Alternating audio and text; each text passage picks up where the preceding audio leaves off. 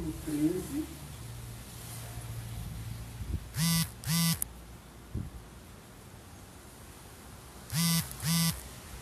Impressão minha, ou a noite está mais silêncio, assim, sentindo assim, de silêncio, né? Porque a gente está aqui aos domingos de manhã, parece que tem um barulho a mais. Mas é bom. Vocês gostam do silêncio? Preferem o silêncio? Preferem um movimento maior? O silêncio, no domingo É melhor. Desculpa que eu vou ter que falar um pouquinho, mas... Mateus capítulo 5.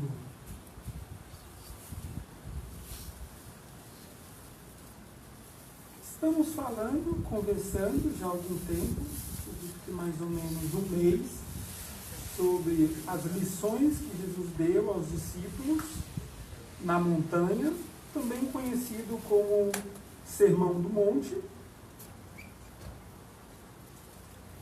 Já conversamos aqui sobre as bem-aventuranças, que na verdade é a proposta de Jesus para o estilo de vida aqueles que já sofreram a transformação, já experimentaram o que a gente chama de metanoia, uma transformação de mente, um coração novo, receberam de Jesus, e agora como que esses discípulos devem viver?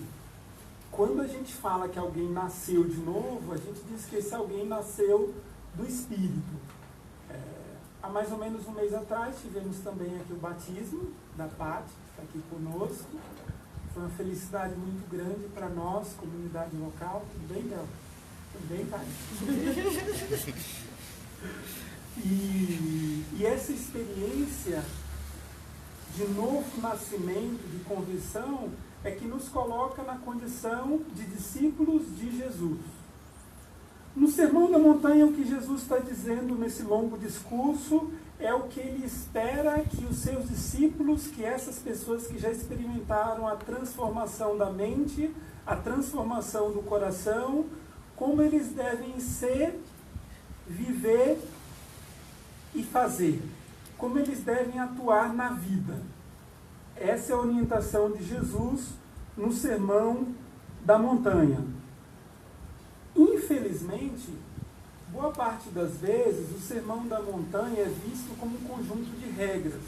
Então fica parecendo que Jesus está dizendo, os discípulos têm que viver assim, senão eles não participarão mais do reino de Deus. Porém, no capítulo 5, a partir do versículo 1, o que Jesus vem deixando claro é, esses bem-aventurados, a eles pertence o reino de Deus. Eles já participam por antecipação do reino de Deus. Esse reino que Jesus veio, inaugurou entre nós, mas que ele não é completo. Por isso eu insisto com esse discurso de que, mesmo tendo tido encontro com Jesus, coisas boas continuam acontecendo na nossa vida, mas coisas ruins também. E aí alguns pensam, mas se eu já tive encontro com Jesus, por que então agora só não me acontecem coisas boas? Eu já estou com Jesus. Eu já participo do que ele chama de reino de Deus. Por que eu ainda sofro? Por que eu ainda choro? Por que eu ainda vivo e passo por situações de preconceito, de injustiça, de rejeição, de decepção nos relacionamentos?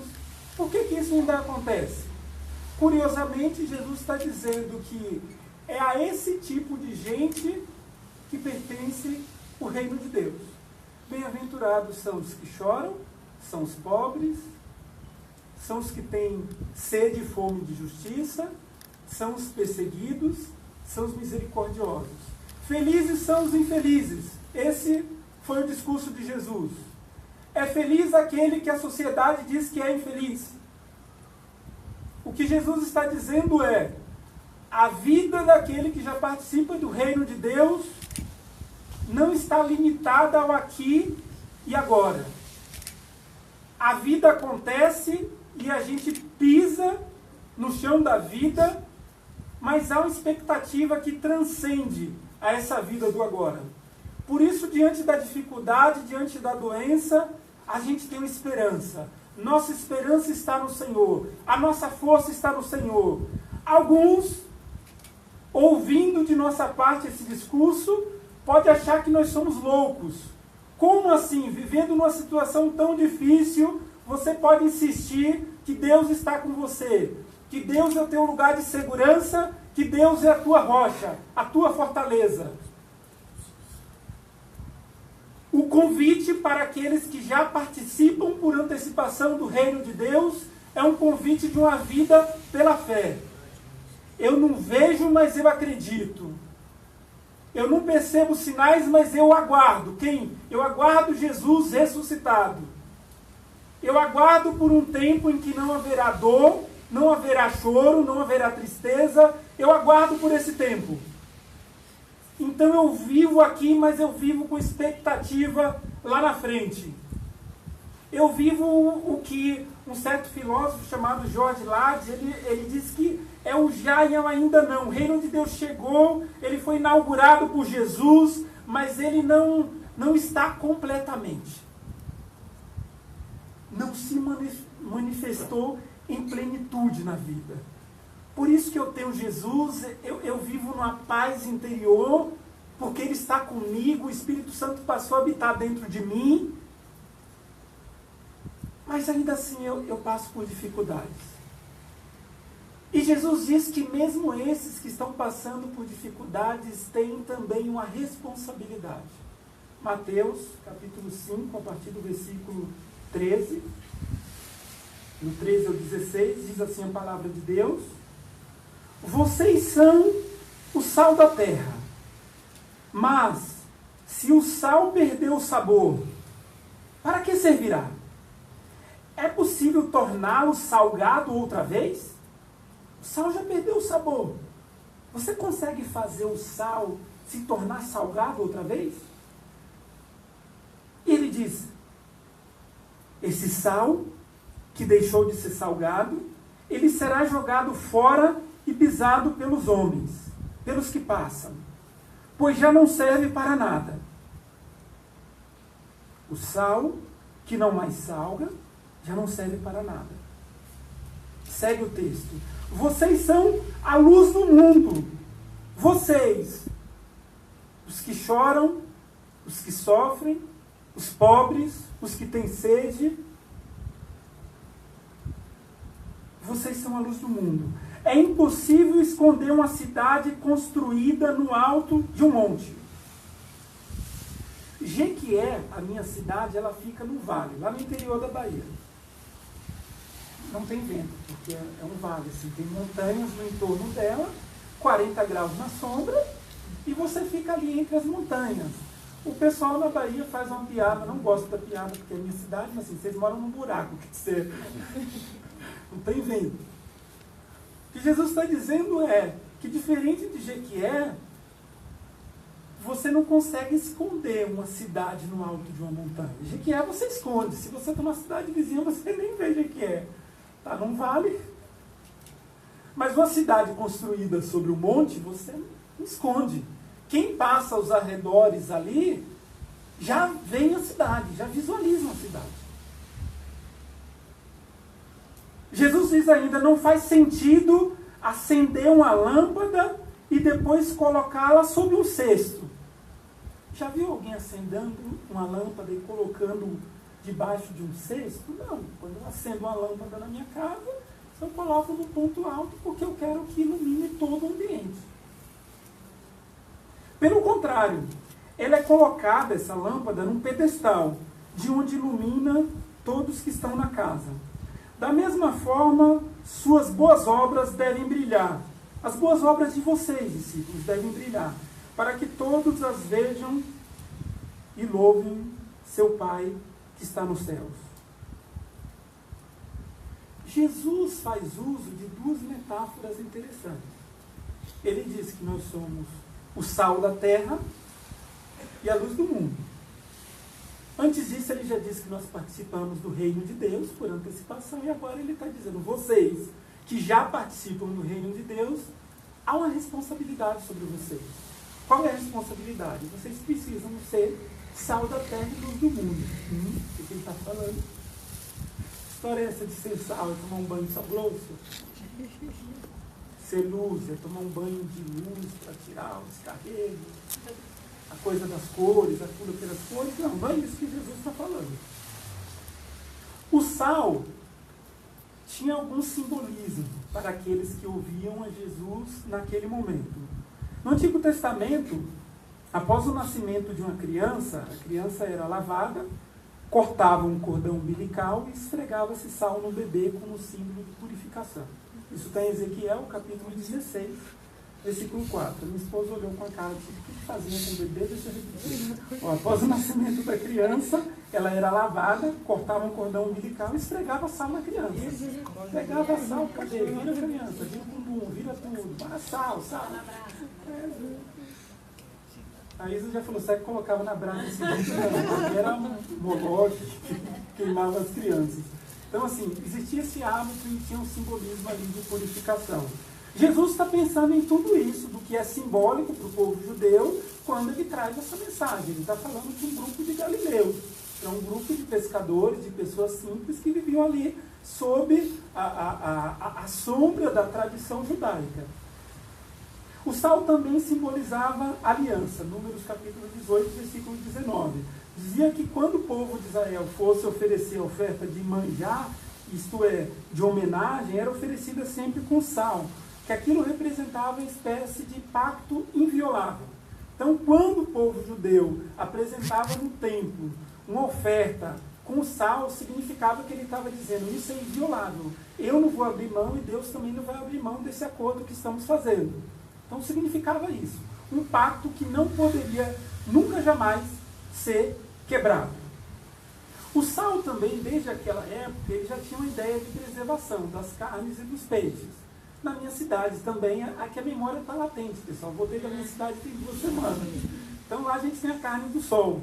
A carne que é preparada salgada, e quando ela surgiu no passado, a ideia foi justamente que você não tinha eletricidade, você tinha que fazer a manutenção e a proteção, preservação daquela carne, então você tacava sal nela e pendurava.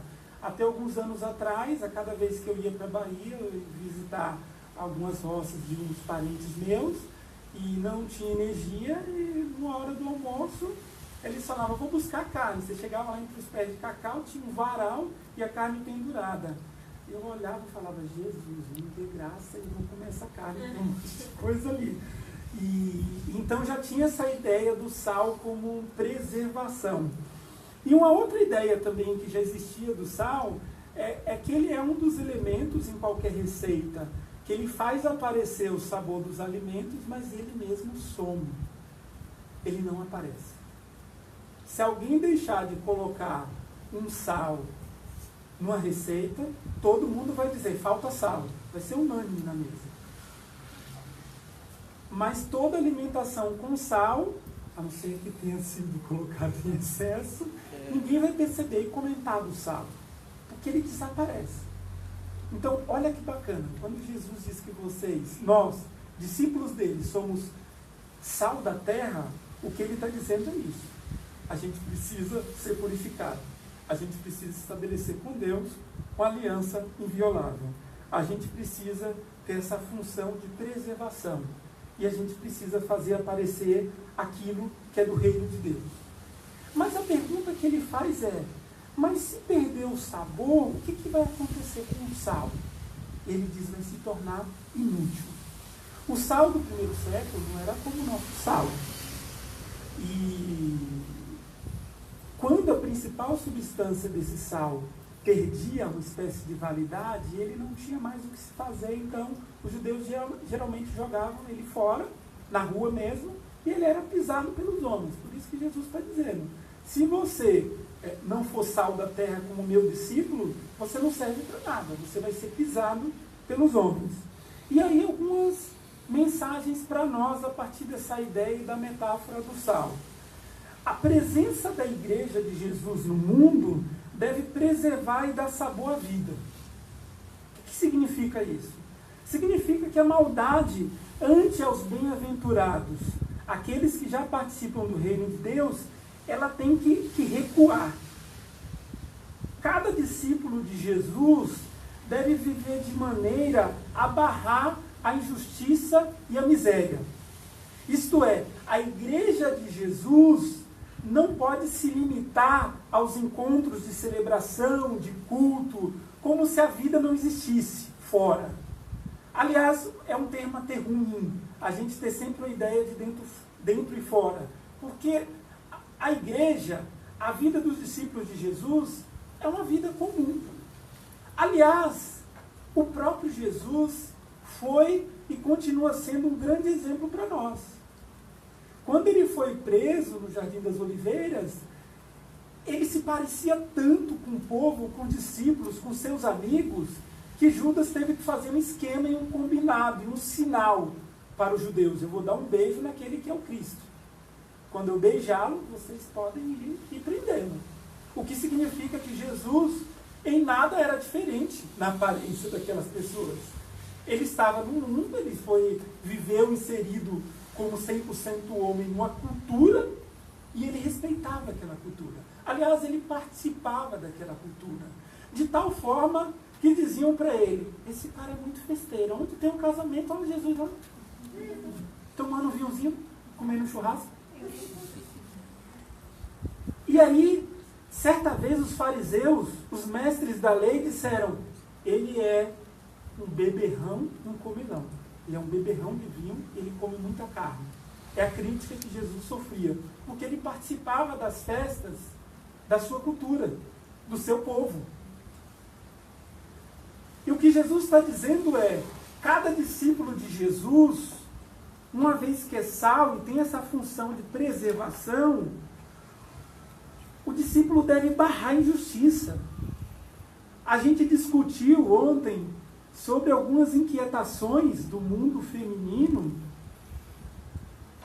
e a igreja ela não pode ficar à parte disso. A igreja não pode perpetuar, aliás, e infelizmente, essa cultura de subjugação, como se a mulher fosse inferior.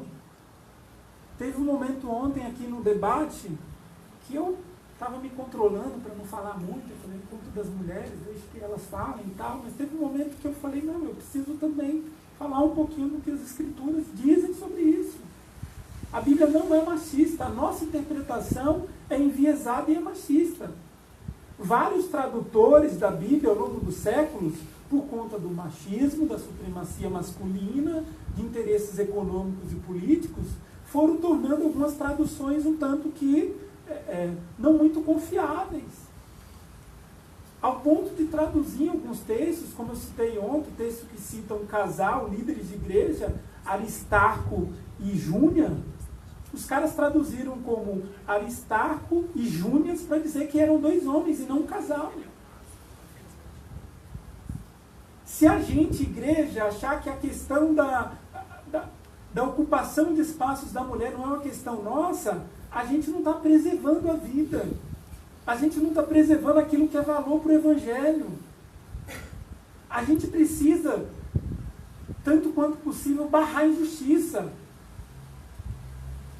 E aqui eu não estou falando de nenhuma situação partidária, eu estou falando de situações políticas, de políticas públicas, em relação às minorias. A gente, como comunidade de Jesus, não pode estar satisfeito enquanto o negro não é atendido em alguns espaços. E minha esposa e eu já tivemos experiência assim, de você não ser atendido no ambiente. De você chegar em alguns lugares e você ter que mostrar que você entende, que você conhece, que você tem que dar quase que uma carteirada para o cara recuar. Porque o de pele clara chega lá e tem prioridade. E nós, negros, chegamos lá e a gente não tem espaço. Nessa viagem também foi muito curioso. Eu briguei com a Gol na ida e no retorno. Nas duas situações eu tive sucesso porque eu ameacei processá-los. Mas é assim, se você não brigar, não, olha, antecipamos o voo porque tinha muita gente, então o problema é de vocês. Eu comprei o voo. Ah, não, o senhor vai ter que comprar nova passagem. Cadê o saque? Fui lá, conversei, a menina discutiu, falei, vou processar vocês. Eu tenho uma passagem, eu provo que eu cheguei no horário de embarque. Não, senhor, mil desculpas, perdão, conseguimos agora, vvamos colocar vocês na Latam, porque a gente tem um voo por dia para Porto Seguro. Na volta, tentei antecipar o voo, foi uma confusão. Eu contei a história, eu falei, vou processar vocês. Rapidamente, não, 2 pessoas desistiram do voo, é o lugar de vocês. Viemos naquela poltrona prêmio. Eu chego e estiquei as pernas. Quando eu sentei assim, eu falei que eu fui apertado na ida, agora eu vou esticar essas pernas. Não vou nem dormir, vou aproveitar o lanche também no meio do percurso. Então assim, você tem que brigar, você tem que insistir com algumas coisas, aquilo que é direito de todos. E talvez para quem, no lugar de fala, não tem experiência de viver algum tipo de preconceito na pele, a gente pode dizer, não, essa galera também das causas das minorias, eles exageram. Não exagera não. Quando você está na pele, quando você sofre a situação de preconceito, você percebe o outro sendo atendido melhor do que você. De acordo com o tipo de conta que você tem, qual banco, que classificação é o teu cartão de crédito, há uma diferenciação. Ontem, algumas meninas disseram aqui um negócio muito curioso. Acho que a Isa comentou isso. A Isa falou, olha, eu sou uma pessoa super educada, eu gosto de cumprimentar as pessoas, por exemplo, no ponto de ônibus e tal, mas a situação é tão delicada, a falta de proteção da mulher em nossa sociedade é tão grande, que ela falou, eu tenho que viver de cara fechada, porque se eu cumprimentar alguém, o cara vai achar que eu estou cantando ele. Que mundo a gente vive? Em várias situações em que eu tenho que reclamar o meu direito, eu faço a mesma coisa. Eu chego lá que vocês não me reconhecem. Nunca fiz barraco, mas com a voz baixa, eu digo meus direitos e digo que vou processar e que já tenho provas e tal. Na mesma hora a situação é resolvida. Mas é cansativo você ter que sempre brigar por um direito que é teu. É cansativo para uma mulher trabalhar a mesma quantidade de horas e na mesma intensidade que os homens e receber menos. É cansativo para uma mulher assumir uma posição de liderança numa empresa, numa igreja, em qualquer lugar, e ter que liderar homens e o cara dá uma risadinha e falar, ela é mulher, ela é histérica, ela é isso, ela é aquilo. É absurdo. É cansativo para a mulher formar família, ter filhos, e aí chega a sogra e diz, você não está cuidando bem do meu neto, você não está cuidando bem do meu marido. Pô, um marmanjo, cara, se vira. Não, você tem que passar roupa. Não, meu filho, é um casal, todo mundo passa roupa, todo mundo limpa, todo mundo cozinha. Que palhaçada é essa? Ninguém é escravo de ninguém. É bom senso, é sobrevivência. E diante dessas situações, o que Jesus está dizendo para o nosso tempo, que a gente sempre tem que tentar fazer esse link, ele estava dizendo ali para os judeus, mas hoje ele está dizendo para a gente. Ano de 2019? 2019, cidade de São Paulo, essa mensagem para a gente. O que Jesus está dizendo é, cada vez que você, como meu discípulo, minha discípula, você perpetua o machismo, o preconceito, a intolerância, você não está sendo salvo. Você não está preservando aquilo que eu criei. Homem e mulher, imagens de Deus, igualmente. Muita gente diz que o apóstolo Paulo é machista, pega o texto de Efésios capítulo 5 e diz lá, olha, o texto está dizendo que a mulher deve se sujeitar ao seu marido e que assim como a igreja é o corpo de Cristo, a mulher é o corpo do marido, o marido é o cabeça da mulher e tal. Só que o versículo seguinte está escrito lá o seguinte, homem e mulher devem sujeitar-se uns aos outros. Homens e mulheres. Um deve se sujeitar ao outro. Mas parece que a galera não lê esse versículo. Está no mesmo texto. Mas não lê, porque o homem não quer se sujeitar à mulher. Não, na minha família eu sou o cara, a última palavra é a minha. Vou falar uma palavra meio otário, mas assim, está gravando, né? Então a mensagem de Jesus para nós é isso. Recue, seja simples, seja humilde de coração. Reconheça quando você erra diante de uma mulher. Pode dizer para a tua mulher, putz, perdão, eu vacilei. Eu fui errado. Pode dizer para a sua mulher isso. Para a sua namorada, para a sua vizinha, para a sua chefe. Não recue porque ela é uma mulher. Ela é imagem e semelhança de Deus, exatamente como você. A gente fica construindo a interpretação da Bíblia como se fosse um jogo de lei, de obrigações.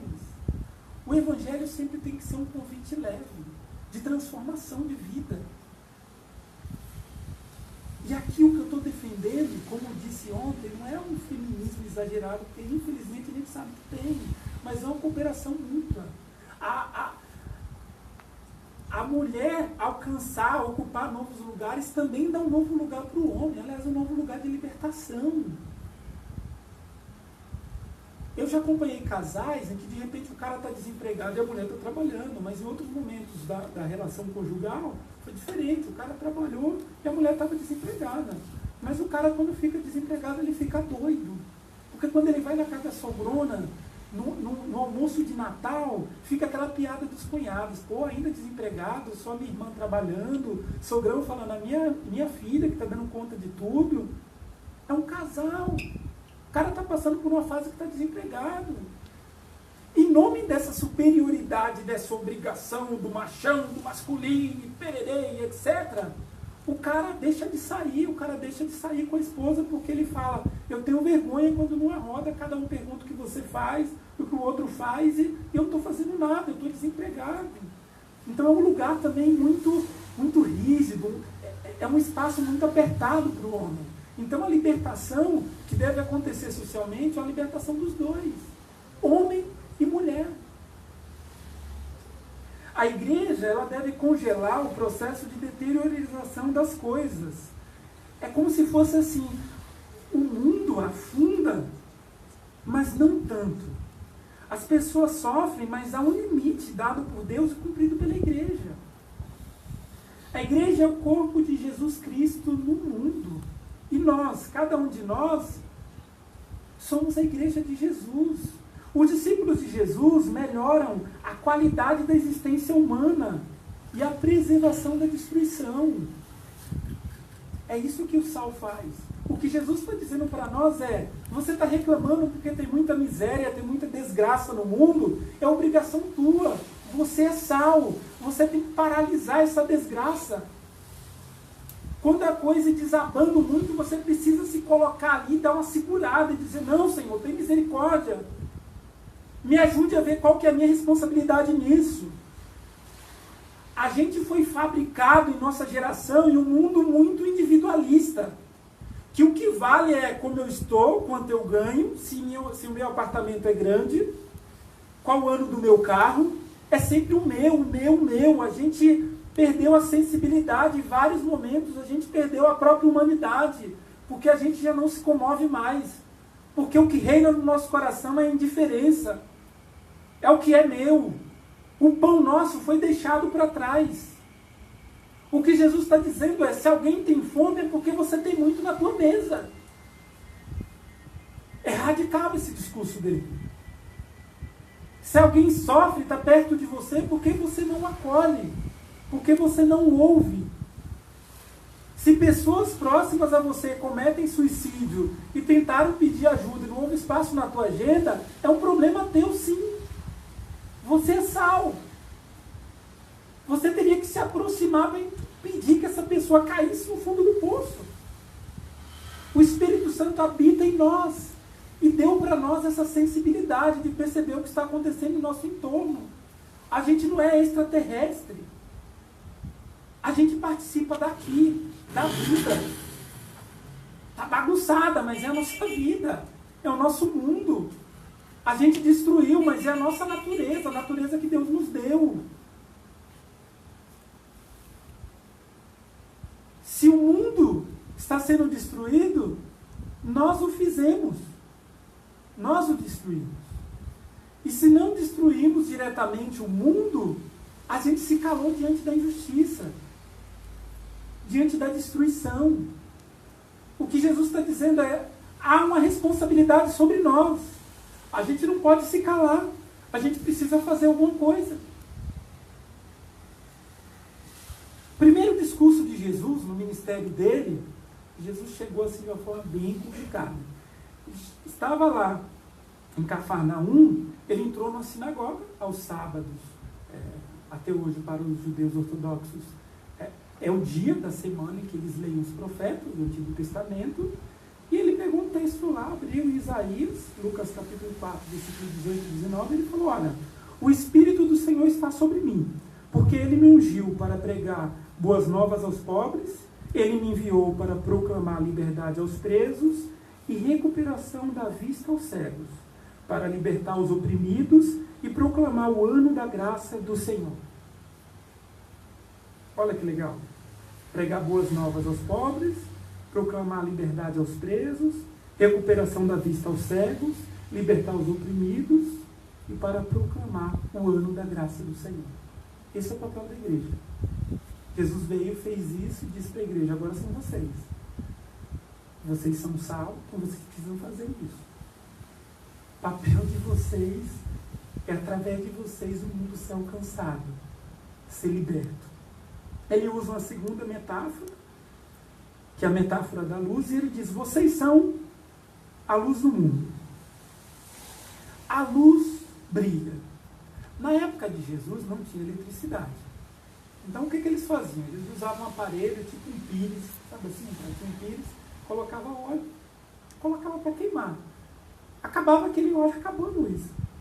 Só que a coisa da claridade, do brilho, é uma coisa tão surpreendente na história da humanidade que eles achavam assim, putz, como está claro, como está brilhante. Para eles era tudo, aquele pirizinho ali com óleo e pegando fogo ali e liberando a chama. Para eles aquilo era forte demais.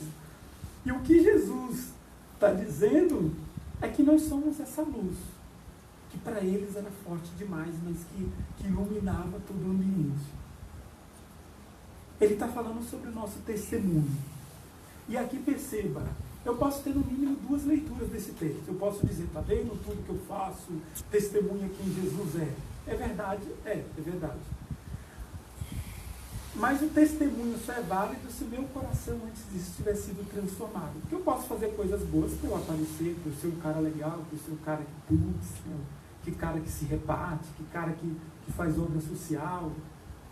Não, o testemunho deve ser precedido pela transformação do coração, pela transformação da mente. Senão ele não tem valor. A luz, ela se opõe às trevas. Jesus certa vez disse: eu sou a luz do mundo. Quem me segue não andará em trevas. Eu sou a luz do mundo. Quem me segue não andará em trevas, mas terá a luz da vida. A luz mesmo original é Jesus. Quando a gente passa como discípulos de Jesus a segui-lo, a gente também passa a viver na luz. Então a luz de Jesus passa a brilhar em nós. João capítulo 1, versículos 4 e 5 diz o seguinte: nele, Jesus, estava a vida, e esta era a luz dos homens. Em Jesus estava a vida. E essa vida de Jesus e que ele ofereceu a nós se tornou a luz dos homens. A luz brilha nas trevas e as trevas não a derrotaram. Por mais que a gente veja, ouça o testemunho absurdos no mundo, a luz sempre vai superar as trevas, porque é a luz que nasceu em Jesus.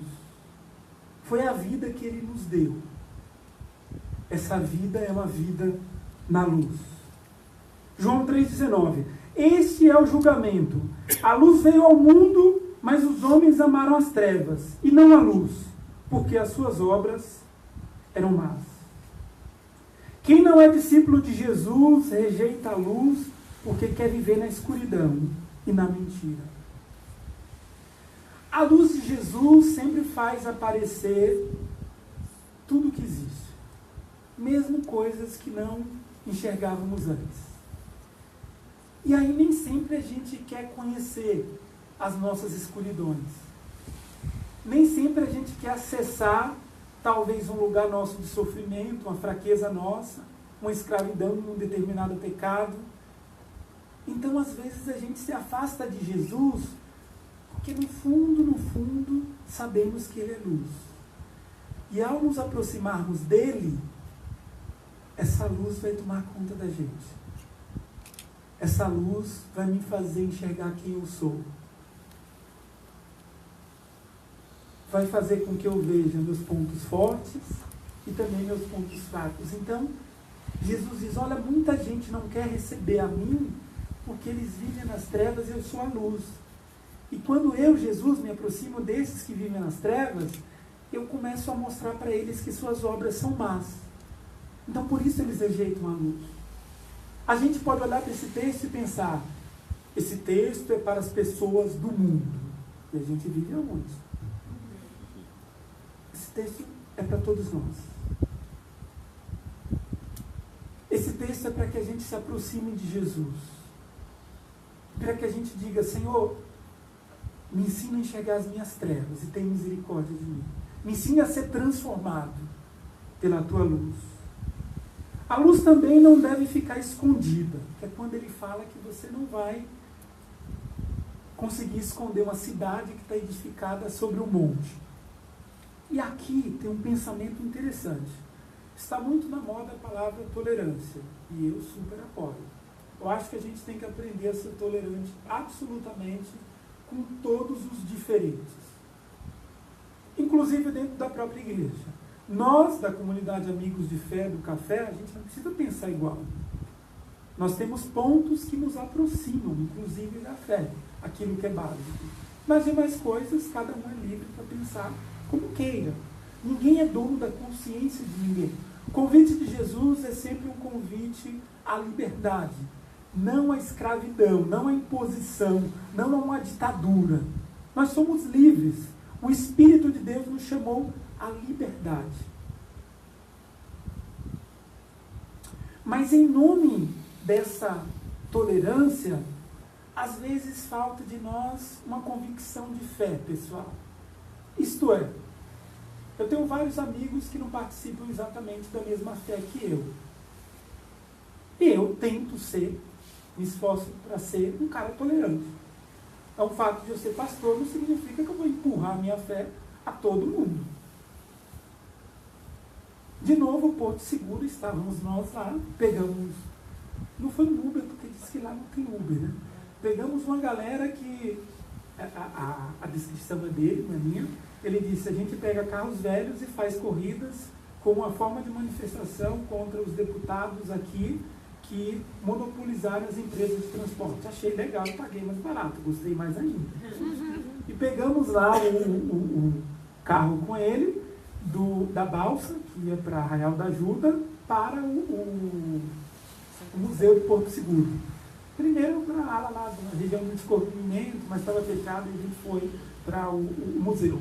E o cara foi trocando ideia e ele falou para mim, ele falou para a gente no carro, olha, Porto Seguro vocês devem aproveitar muito, porque o Brasil começou aqui, isso aqui tem um portal espiritual nesse lugar, olha, isso aqui tem um monte de estrangeiro, os estrangeiros chegam aqui de férias e quando percebem esse portal da espiritualidade aberto, eles nem voltam mais para os seus países. Eles compram toda a cidade e voltam a colonizar Porto Seguro. Ele não falou isso, é o que eu acho. E aí, ele foi falando, ele falou, cara, Porto Seguro tem tanto significado que tem pessoas que saem do seu país para virem cometer suicídio aqui. A única pergunta que eu fiz para ele foi, mas você acha legal cometer suicídio aqui? Ele parou a conversa naquele momento. Né? Fiz uma pergunta para ele, você acha legal? É positivo as pessoas virem para aqui cometer suicídio? Então, assim, o que eu estou dizendo? As pessoas costumam colocar aquilo que elas pensam em sua espiritualidade, seja qual for. Que para alguns não é espiritualidade, é filosofia de vida, mas é uma espiritualidade. E parece que a gente não pode mais colocar aquilo que a gente pensa. Então, uma coisa é eu impor aquilo que eu penso e acredito aos outros. Uma outra coisa é o outro tem direito de dizer o que ele pensa e como ele acredita, e eu também. Se ele pode falar, eu também posso. Por que não? Só que isso está muito curioso, porque por conta de vários escândalos no meio evangélico no Brasil e várias palhaçadas e tudo mais, a galera criou uma antipatia muito forte em relação ao evangelho e à igreja, especialmente a pastor. Ou aos pastores. Então, a gente também às vezes fica num movimento muito educado de recuar. Então o cara pode falar que foi no outro dia, recebeu 3.000 guias e saiu curado e tal, e eu não posso falar que eu acredito em Jesus, que eu orei, que eu acredito que eu falo com Deus. Eu não posso. Por que isso? Então, eu acho que a gente deve tomar cuidado com isso. E talvez falte para nós, cristãos, evangélicos, um pouco de experiência com Deus. Porque quando a nossa experiência é com Deus e não com dogmas, não com estrutura religiosa, aí nada nos derruba. Já disse isso, e repito aqui, Em vários momentos as pessoas me perguntaram, mas como você consegue fazer filosofia na USP, continuar sendo crente e tal, não sei o que. Eu falei, filho, minha crise foi quando eu fiz teologia. Filosofia foi muito tranquilo. Ah, mas como assim tal? Eu separo, aquilo ali para mim é conhecimento, é teoria, é sistema filosófico de cada pensador, que aliás um discorda do outro. Fico mais com o meu Jesus, que tem essa convicção e que não muda. Estão fazendo psicanálise, curso de formação. Um teórico diz isso, outro teórico fala aquele, o pessoal zomba e fala que Deus é ilusão e tal, não sei o quê. Pense como quiser, meu filho. Eu acredito que Deus existe. A gente vai ver isso no futuro. Cada um vai se ajeitar diante de Deus. Mas assim, acho que a ideia de tolerância a gente deve também entender e começar a mostrar o que a gente pensa também. Não é para discutir com discussões infrutíferas, mas também tem uma posição de dizer, eu acredito em Jesus, tranquilo. Ah, Clay, mas eu não sei explicar. Filho, não precisa explicar nada não. Você teve encontro com Jesus, pronto, acabou. O cara encontra a ciência e acha que descobriu o mundo, daqui a 20 anos, uma nova teoria, um novo experimento diz que aquele outro estava errado. Então fique tranquilo, você teve experiência com Jesus, siga com Jesus. E para finalizar, o discípulo de Jesus, que se diz discípulo de Jesus, e não preserva a vida, a criação de Deus, não dá sabor e não brilha no mundo, esse discípulo não está cumprindo o seu papel. E perceba que ser sal da terra e luz do mundo não significa rejeitar ninguém, não significa orgulho de sair por aí dizendo eu sou sal e sou luz, e você não tem sabor e é escuridão. A ideia não é essa. A ideia é que a gente tome consciência do nosso compromisso com Jesus, como discípulos de Jesus, como esses e essas que já experimentaram a transformação de vida e que precisa sinalizar que o reino de Deus já chegou, que aguardamos pelo nosso reencontro com Jesus, que essa é a nossa expectativa, que estamos aqui na vida, queremos viver bem, queremos planejar coisas, queremos conquistar projetos, sonhos, concretizá-los, mas a nossa expectativa transcende a tudo isso. Esse é o reino de Deus, esse é o Evangelho, e que a gente aprenda isso. Que a nossa vida não seja com base no legalismo, mas que seja com base no compromisso com Jesus, um compromisso sério, de arrependimento, de transformação. Jesus veio formar uma nova humanidade na qual não há homem ou mulher, escravo ou senhor, judeu ou grego, todos são tudo em Jesus. A cruz de Jesus nos igualou. Ainda que a gente não compreenda o posicionamento do outro, a escolha de vida do outro, que o amor de Jesus possa reinar. E que a gente não insista em convencer ninguém a nada. O Espírito Santo é quem faz a obra no nosso coração, em toda a criação, em todas as pessoas, de todos os lugares do mundo. Que Deus, em Cristo Jesus, nos abençoe.